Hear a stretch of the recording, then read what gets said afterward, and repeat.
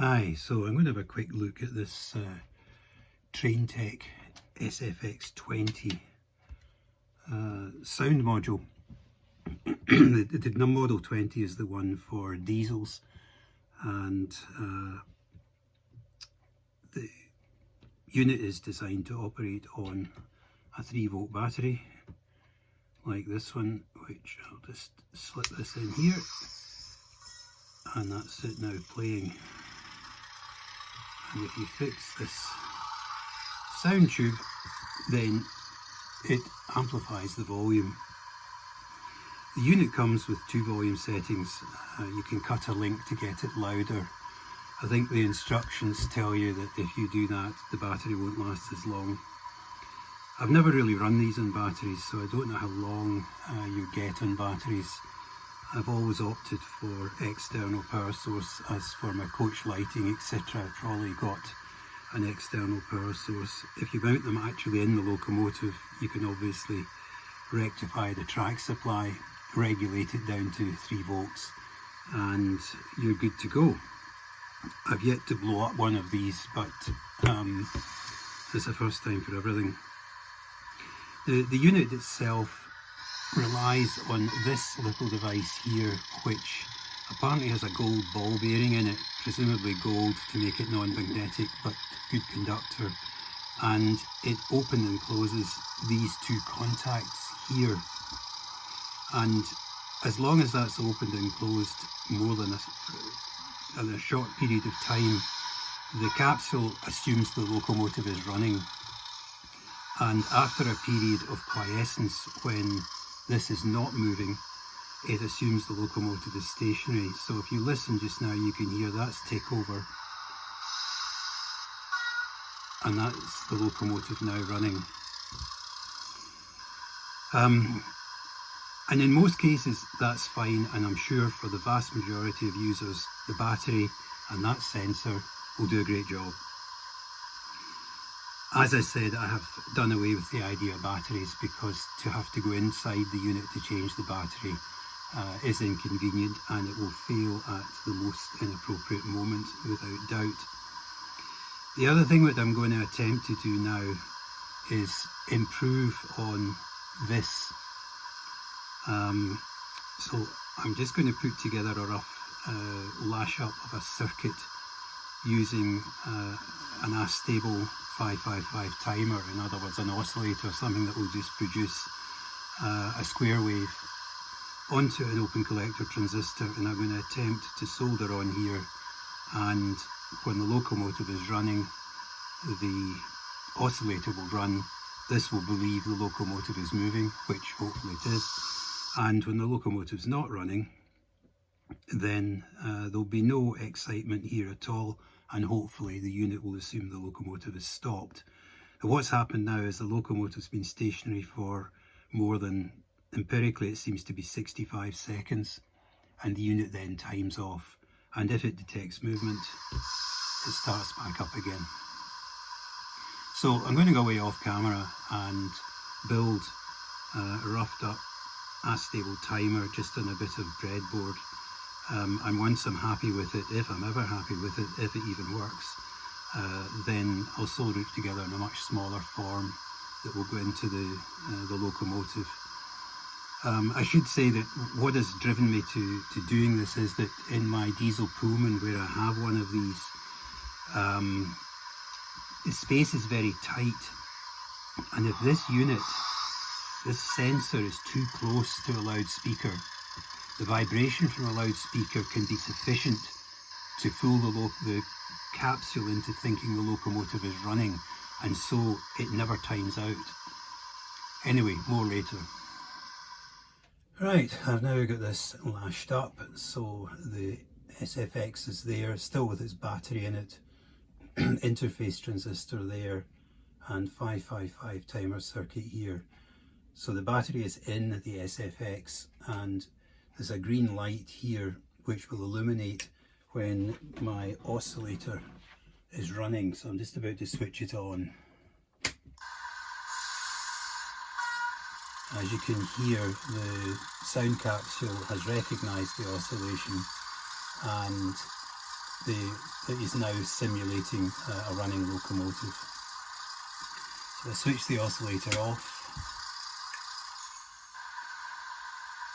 The sound capsule's going back to tick over, and if we wait sufficiently long it will time out. I'll not video all of that obviously, I can just jump through it, but just to be clear, it's now oscillating. It will oscillate quite a bit faster than I expected it would need to. I was trying about once a second, but it didn't seem to be enough. So it must really vibrate. I'll put an oscilloscope on this later to see what the frequency actually is, and I'll advise of that later.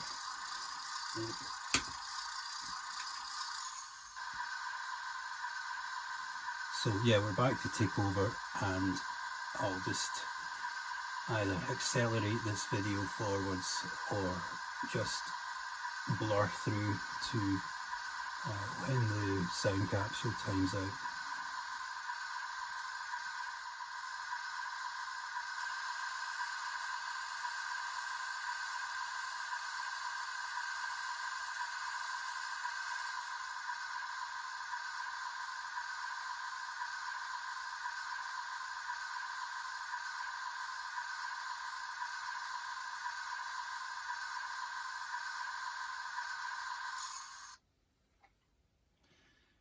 That's that done. I can put the circuit diagram in this video as well, but probably better if anybody's interested in doing it, just emailing one rather than trying to take it off a screen.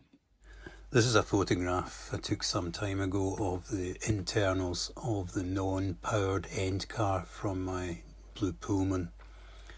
As you can see, there's quite a bit going on in there, including a LiPo battery, a battery charger for the LiPo battery, wiring to the rest of a locomotive for the lights, or sorry, to the rest of a train for the lights, and furthermore, each bogie on the entire 3-car unit picks up power, so its performance is pretty impressive.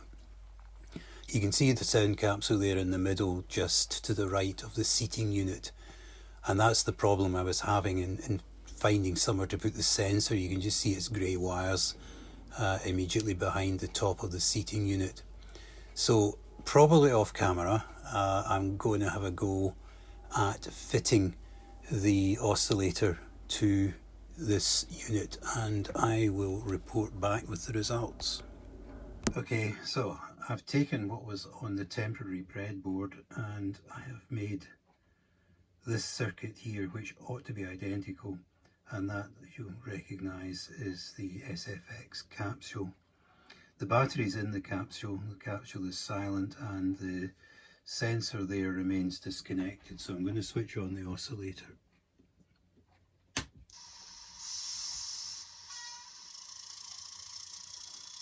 I'm not sure if you can hear that very well. Let me just stick this tube on. It's a bit more obvious. So the train is running, so to speak, and if we put the oscillator off, thankfully the train is now on takeover, and as before, if it's left for a minute or thereby, then it will time out and shut down. So what I need to do now is cut the end of this off. I find it useful to leave a length whilst the soldering process is going on, because you can either hold that in your hand or clamp it somewhere, rather than trying to hold a tiny little bit of strip board with the inevitable burnt fingers that result from using it in close proximity with the soldering iron. So the next stage, once that's been cut, is I'll probably just take a large piece of heat shrink and effectively just make a capsule out of that, and it'll have 3 wires coming out it, plus 5 volts, 0 volts, and the exciter wire, which is going to the 1 k ohm resistor, and a transistor which is soldered directly to the sound capsule, but of course I'll be doing this on the Blue Pullman non-powered car, so this sound capsule will not be used in the next video. Okay, so this here is the little stripboard circuit with the timer now encapsulated in heat shrink, and I've put in this green LED here. It's just in lieu of the coach lighting, so that we can see when the power has been removed from the track how long it is before the whole system shuts down. And the intention would be that the system shutdown to take all the lights off the locomotive is after the sound capsule has timed out naturally, as its time out naturally sounds more realistic than the power going off everything where the sound just stops in a heartbeat. These wires here are effectively track power going into the track power socket here. So on that basis I will apply track power. And so what's happened is the sound capsule has immediately sprung into life and assumes the locomotive is moving, and as you can see there, the coach lighting is on.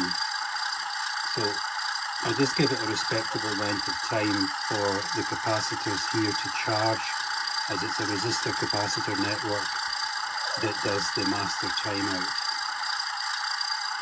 So that should be enough. Put the track power off. So the sound capsule has now reverted to tick over, and the coach lighting is still on. So far so good.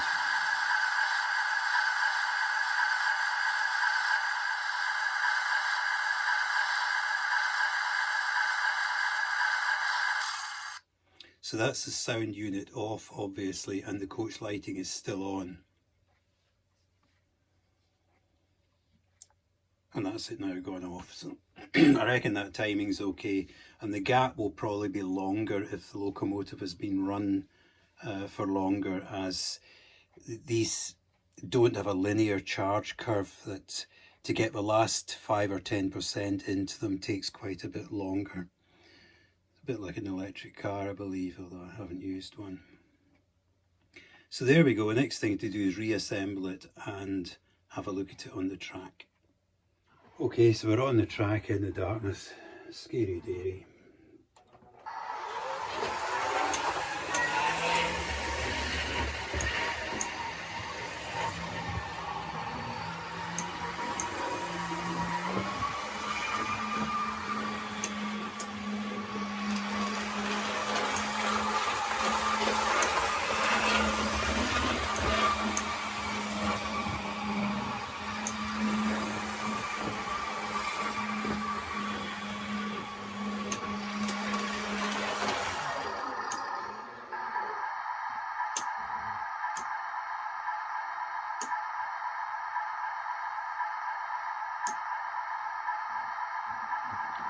So the sound's behaving as I hoped it would. Just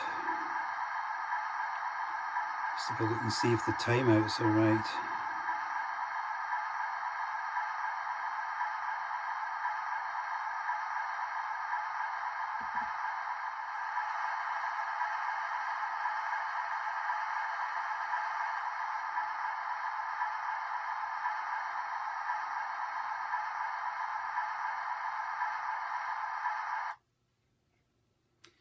No, the unit timed out before the SFX. It must have been really close. So I'm either going to have to put a larger capacitor in the main unit just to hold it up a bit longer, or probably just run it longer before I allow it to shut down. The difficulty with putting a larger capacitor in is you're kind of working against yourself to an extent, because it will take longer to get to charge. So I think I'll just try it again, see what happens.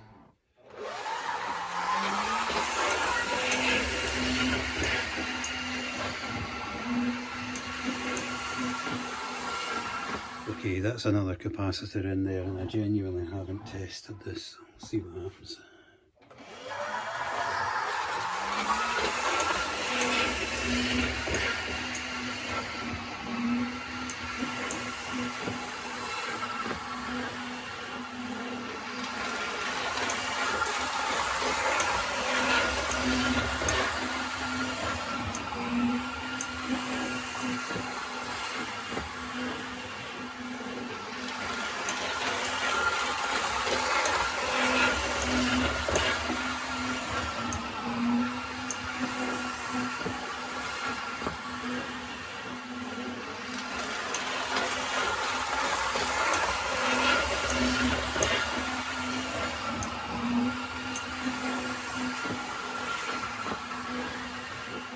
Okay, so that has been about a minute of running. Let's see what happens.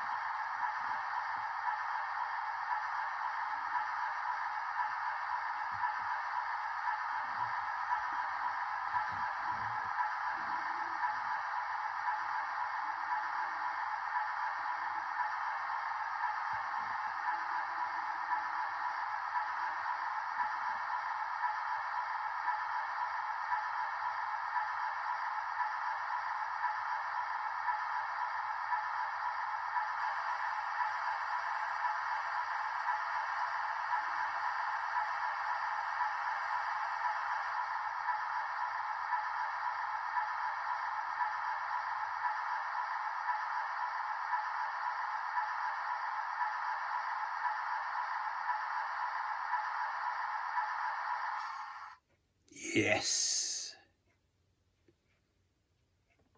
that is what I wanted.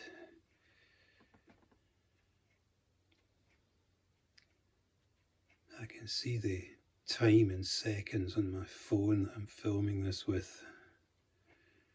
Give me an idea of the margin I've got here.